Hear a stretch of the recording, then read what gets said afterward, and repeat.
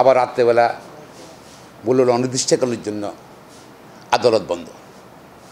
কী কারণে বন্ধ, কী কারণে খোলা নোটিশ দেওয়া হয়েছে, কী কারণে বন্ধ আমরা জানি না, দেশবাসী জানি না। সুপ্রিম কোর্ট 12 স্টেশন দাবি সারা বাংলাদেশের সব অফিস আদালত চলতেছে, রাষ্ট্রের গুরুত্বপূর্ণ অংশ সুপ্রিম কোর্ট বন্ধ থাকবে কেন, বিচার কার্য বন্ধ থাকবে কেন? এই জন্য আমরা অনতিবিলম্বে সুপ্রিম কোর্টের আপিলেট ডিভিশন এবং হাইকোর্ট ডিভিশন বিচার কার্যক্রম চালু রাখার জন্য অনুরোধ জানাচ্ছি। এবং রোববার থেকেই সুপ্রিম কোর্ট এবং আপিলেট ডিভিশনের হাইকোর্ট ডিভিশন আপিলেট ডিভিশনের বিচার কার্যক্রম চালু করার জন্য আহ্বান জানাচ্ছি। তবে আপিলেট ডিভিশনের বিতর্কিত অতিরিক্ত আওয়ামী লীগ রাজনৈতিক বিচার যারা করেছেন, হাইকোর্ট ডিভিশনের অতিরিক্ত বিতর্কিত তাদেরকে বাদ দিয়ে আগামী রোববার যেন আমাদের দাবি সুপ্রিম কোর্টের হাইকোর্ট ডিভিশন আপিল ডিভিশন যেন চালু হয়। প্রিয় নাম্বার সেট করে বিকাশে সেন্ড মানি করুন ফ্রি।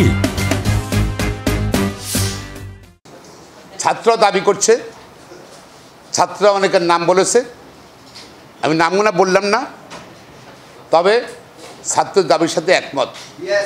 বিচার বিভাগ থেকে বিচার বিভাগ জেলে হেফাজতে হবে, এটা পচিয়ে ফেলেছে বিচার বিভাগে। গত সরকার আওয়ামী লীগ সরকার পচিয়ে ফেলছে।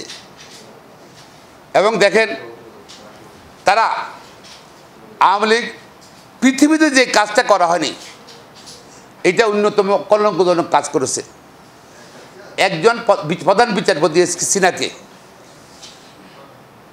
রায় দিয়েছে আপিল ডিভিশনের সব বিচারপতি একত্রে, কিন্তু 1 মাস আগে আওয়ামী লীগ এক নেতা বললেন রায় পরিবর্তন করতে হবে, আপিল ডিভিশনের রায় পরিবর্তন করতে হবে, সর্বোচ্চ আদালত রায় পরিবর্তন করতে হবে। সেটা উনি করেন নাই, বলছে যে পরিবর্তন না করলে তাকে 4 বছর দেওয়া হবে না। একটু প্লিজ, একটু আপনি সাংবাদিক ভাই জায়গা দেন, আপনার লয়ের পিছিয়ে বসেন প্লিজ প্লিজ প্লিজ।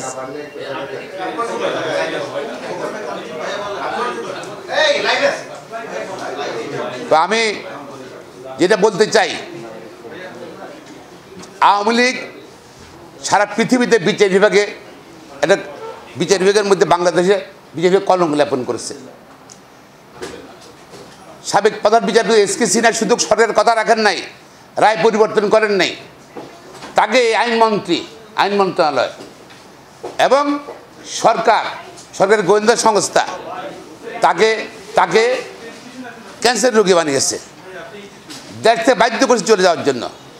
অসাংবিধানিকভাবে দেশের বাইরে থাইল্যান্ডের রাস্তায় পদত্যাগ করেছে, এমবিসি পদত্যাগ করেছে। দেখেন আজকে সে রিফিউজি। তারপর থেকে বিচার বিভাগে আত্মগোপন চলছে। কোনো বিচারক যারা ভালো, ন্যায়পরায়ণ, সৎ, তারা কোনো কাজ করতে পারেনি এস কে সিনহা আতঙ্কে। এবং সেই ষড়যন্ত্রের সঙ্গে কারা কারা জড়িত ছিল তাদের গ্রেপ্তার করতে হবে, সেই সব তাদেরকে বিচার করতে আওতায় আনতে হবে। এই কলঙ্ক পৃথিবীতে কলঙ্কের তিলক দিয়ে গেছে বাংলাদেশের জুডিশিয়ারি আগের সরকার, শেখ হাসিনার সরকার। এটা কোনোভাবে মার্জনীয় নয়। দেশের গণতন্ত্র, আইনের শাসন, মানবাধিকার সব কিছু কিন্তু বিচার বিভাগ নির্ভর করে। এই সরকার বিচার বিভাগকে নিয়ন্ত্রণ করেছে, নিয়ন্ত্রণ করার পর মানুষ ন্যায় বিচার পায়নি। অনেক মিথ্যা হামলায় অনেকের ফাঁসি হয়েছে, মিথ্যা হামলায় সাজা দিয়ে দিচ্ছে। সেটা কিন্তু সব জায়গায় কিন্তু বহাল লেগেছে। কারণ কি? ভয়। আবার কি সবাই এস কে সিনহার মতো হয় কিনা? বিচারক মোতার হোসেন খালাস দিয়েছে একজন রাজনৈতিক নেতাকে, তারেক রহমানকে। তাকে পরে গ্রেপ্তার করতে যায় পুলিশও, দুদকও। এই দুদক তারা নাকি দেশের দুর্নীতি দমন করছে। তো সে দেশে পালিয়ে, সেও রিফিউজি। প্রিয় বন্ধুগণ, আজকে শুধু স্মরণ করে দিই, আপনারা সবাই জানেন, দেশবাসীও জানে ঘটনাগুনা, আমি স্মরণ করে দিতে চাই সবাইকে। এখানে মূলত যে কাজটা করেছেন, এখন এই যে ঢাকা কোর্টের আইন মন্ত্রণালয়ের থাকাগত সিএম ছিলেন, বর্তমানে আইন মন্ত্রণালয়ের যুগ্ম সচিব বিকাশ কুমার শাহ। সেই এই নিম্ন আদালত আইন মন্ত্রণালয় নিয়ন্ত্রণ করতেছে পুরো। কাকে জামিন দিব এখনও নিয়ন্ত্রণ করছে, এখনও সে বল তবিয়তা আছে। কাকে জামিন দেবে, কাকে রিমান্ড দিবে, কাকে জামিন দিবে না, সব সে নিয়ন্ত্রণ করতো। অনতি বিলম্বে আমি চাই তার সম্পত্তি হিসাব না হোক, তাকে বিচারের আওতা দিতে হবে। সে আমাদের তার শপথ ভঙ্গ করেছে এবং সে যেটা করেছে বিচার বিভাগ কেলেঙ্কারি সৃষ্টি করেছে। তার সঙ্গে সহযোগী মাহবুর রহমান জেলা দল তারা কারা কারা আছে, এদের দুলালদম মুঘল যে কালপিট দুলালদা মারা গেল, সচিব মারা গেছে, আইন সচিব ছিল, শুধু মারা গেল। যাই হোক, এদের বিরুদ্ধে আইনগত ব্যবস্থা করতে আমি মনে করি। আমি আবার বলে দিতে চাই, সুপ্রিম কোর্টের আপিল ডিভিশন, হাইকোর্ট ডিভিশনের বিতর্কিত বিচারপতিদের বাদ দিয়ে আগামী রোববার এই সুপ্রিম কোর্ট বসতে হবে বলে দাবি জানাচ্ছে। আইন কার্যক্রম বন্ধ করে বিচার কার্যক্রম বন্ধ করা যাবে না, তাই রাষ্ট্রের একটা অংশ অচল হয়ে থাকে। হ্যাঁ হ্যাঁ, এবং নতুনভাবে নতুন প্রধান বিচারপতি বা যেভাবে হোক বিতর্কিত বাদ দিয়ে, পাশাপাশি হাইকোর্ট ডিভিশনও বিতর্কিত বাদ দিয়ে কিন্তু পাঠাতে হবে। আর আমি আবার বলতে চাই, আজকে ছাত্রদের আন্দোলনের মাধ্যমে সমগ্র দেশের অর্জন, তারা সর্বস্তরের সংস্কার চায়, দেশবাসীর সংস্কার চায়, নতুন একটা বাংলাদেশ গড়তে চায় যেখানে কেউ খাবে কেউ খাবে না। বাংলাদেশ লুটপাটের দেশ হয়ে গেছে। একটা শ্রেণী লুটপাট করবে, সম্পূর্ণ অর্থ ব্যাংক লুটপাট করবে, যেখানে সরকারি সম্পদ লুটপাট করবে, দলিল ঢুকে দেবে। আরেক শ্রেণী তারা খাইতে পারবে না। হাজার হাজার লক্ষ লক্ষ আধা শিক্ষিত, উচ্চশিক্ষিত বা শিক্ষিত বেকার, তারা রাস্তায় ঘুরবে, চাকরি পাবে না। আর ওরা কোটি কোটি টাকা। প্রধানমন্ত্রীর পিয়নের কথা বলতে চাই, প্রধানমন্ত্রী শিকার মালিক পিয়ন 400 কোটি টাকার মালিক। আর 400 কোটি টাকা দিয়ে যদি ইনভেস্ট করে, কত হাজার উচ্চশিক্ষিত ছেলে চাকরি হইতো। এরকম আরও অনেকেই। একজন নেতা, আওয়ামী লীগের নেতার বাসা থেকে 5 কোটি টাকা পাওয়া গেছে, এটা পড়ে আসছিল।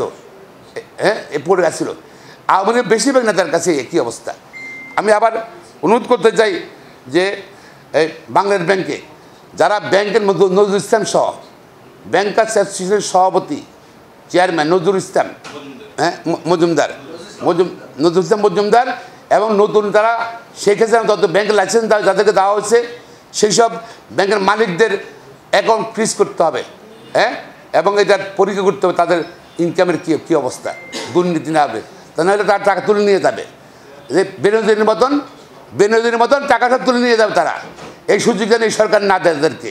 পাশাপাশি আগের পুরাতন ব্যাঙ্কগুলা, রাষ্ট্রীয়করণ ব্যাঙ্কগুলা, যেখানে চেয়ারম্যান ছিল আওয়ামী লীগ নেতারা, সেসব ব্যাংকের মধ্যে এসব ব্যবসায়ীদের যারা গণভবনে সেদিন প্রধানমন্ত্রীকে সমর্থন দিয়েছিল, এই যে ব্যবসায়ীদের সমগ্র সিজ করতে হবে। তাদের সুবিধার্থে লুটপাটের স্বার্থে যেদিন শেখ হাসিনাকে বলেছিল আব্দুল সরকার আমরা চাই, এই লুটারদের যেগুলো গিয়েছিল সেদিন গণভবনে, শেখ হাসিনাকে সমর্থন দিয়েছিল ব্যবসায়ী। সব ব্যবসায়ীদের সম্পদ তাদের ব্যাংক অ্যাকাউন্ট ফ্রিজ করতে হবে, কারণ এরা হলো লুটপাট করেছে। হ্যাঁ, একজন ব্যবসায়ী সেদিন বলেছিল শেখ হাসিনার সামনে, আমরা 14 বছরে গিয়েছিলাম, আমিও গিয়েছিলাম না, আপনারাও গিয়েছিলেন না। আজকে আমরা যে অবস্থা আছি, ইনশাল্লাহ আমাদের ব্যবসা বাণিজ্যের হাত দিয়ে না করলে কিছু আসা যায় না। অর্থাৎ 14 বছরে এরা 17 কোটি টাকার মালিক হয়েছে। আর সে দেশের মানুষ, সাধারণ মানুষের চাকরি নাই, বাকি নাই, খাওয়ার সংস্থান নাই। সুতরাং এই লুটেরাদের থেকে তাদের টাকা আটকাতে হবে, অবৈধ টাকা আটকাতে হবে, রাষ্ট্রীয় সম্পদ আটকাতে হবে এবং এটা রাষ্ট্রীয় কোষাগারে নিতে হবে। পাশাপাশি এমন একটা সমাজ ব্যবস্থা আমরা চাই, যে সমাবস্থায় মানে শ্রেণীগত অর্থনীতি কিন্তু বিভেদ থাকবে না, প্রত্যেকটা মানুষের জন্য থাকার এবং খাওয়ার, চিকিৎসার, শিক্ষার নিশ্চয়তায় এরকম সরকার চাই। আর পাশাপাশি সর্বশেষ আবার বলতে চাই আমি যে ইদানিং বিভিন্ন জায়গাতে লুটপাট করতেছে। কিছু মন্দিরে বা দু একটা মন্দিরে, হয়তো দু একটা বাড়িতে হামলা করছে।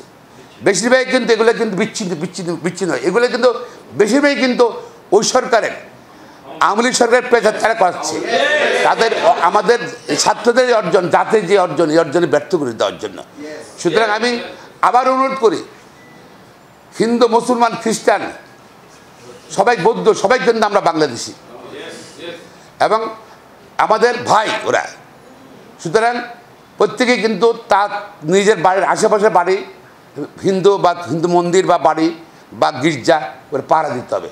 ছাত্ররা তা আহ্বান করে আপনারা পাহারা দিবেন এবং আমি আইনজীবী অনুরোধ করি আপনারাও নিজ স্থানীয় পর্যায়ে আপনারা কিন্তু এ ব্যাপারে উচ্ছেদ করবেন জনগণকে, আর জনগণকে অনুরোধ করবো আপনারা কিন্তু পাহারা দেবেন। কারণ তারা কিন্তু ওই গ্রুপটা, ওই পেচারটা, আগে আওয়ামী লীগ সরকারের পেচারতারা এখন তো নতুন করে ষড়যন্ত্র করছে বিশ্ববাসীর দৃষ্টি আকর্ষণ করার জন্য। বাংলাদেশে সংখ্যালঘু সম্প্রদায় নির্যাতিত হচ্ছে। হ্যাঁ, আমরা যারা মতন দু একটা বিচ্ছিন্ন ঘটনা ছাড়া কোনো কিছু হয় নাই, তবে কোনোভাবে হতে দেওয়া যাবে না, হতে দেওয়া যাবে না। আমার আমি বলছি তারা বাংলাদেশি। এই একজন আমার যেরকম অধিকার আছে এই মাটিতে, একজন হিন্দুর, একজন খ্রিস্টান, একজন বুদ্ধ একই অধিকার আছে। সুতরাং তাদের অধিকার বঞ্চিত করা যাবে না, এবার অর্জন আমাদের নষ্ট করা যাবে না। ছাত্ররা যে দাবি করেছে তার সঙ্গে একমত, সঙ্গে সঙ্গে আগামী রোববার সুপ্রিম কোর্ট, হাইকোর্টের আবেদন বসতে হবে। বিচারিক কার্যক্রম চলবে। বিচারিক কার্যক্রম না চলা মানে এটা একটা ষড়যন্ত্র, এটা ষড়যন্ত্র, অর্থাৎ রাষ্ট্র চলতেছে না। সুতরাং আমরা ছাত্রদের দাবির সঙ্গে একমত, পাশাপাশি আগামী রোববার যেন সুপ্রিম কোর্ট সহ সারা দেশে স্বাভাবিক কার্যক্রম শুরু হয়ে যায়।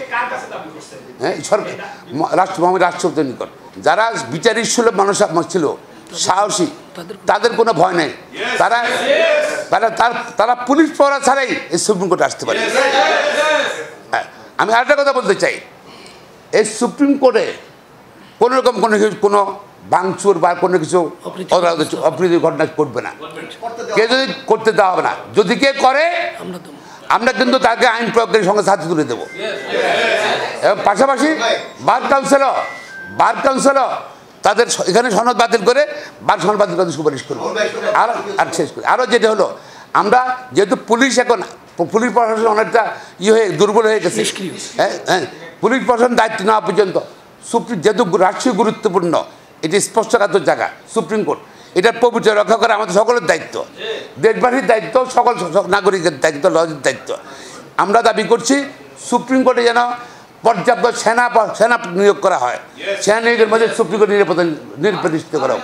সুপ্রিম কোর্টে নিয়ম অনুযায়ী সুপ্রিম কোর্টের 12 সেশন এবং সুপ্রিম কোর্ট চলবে। বলছেন না, দৃষ্টি আকর্ষণ করছেন তো, আমরা বলবো বসার পর গিয়ে আমরা কী করা যায়, কী সিদ্ধান্ত নেওয়া যায়। আমরা অবশ্যই আমরা চাই না এখানে সুপ্রিম কোর্ট হলে এখানে আইনের কথা, আর্গুমেন্টের কথা হবে, যুক্তি হবে, আর্গুমেন্ট হবে, ঝগড়া হবে, মুখে মুখে, কেউ কারো গায়ে হাত তুলবে না, আর সাংবাদিক প্রশ্ন দিতে পারে না। আপনি হলেন সমাজের প্রতিচ্ছবি, আপনার দেশবাসীকে দেশের অবস্থা জানান এবং আপনার সত্য ঘটনা তুলে ধরেন। সুতরাং আপনাদেরকে আমরা সবসময় স্বাগত জানাই, এবং এটা যদি ঘটনা ঘটে থাকে এটা দুঃখজনক, আমি নিন্দা জানাই।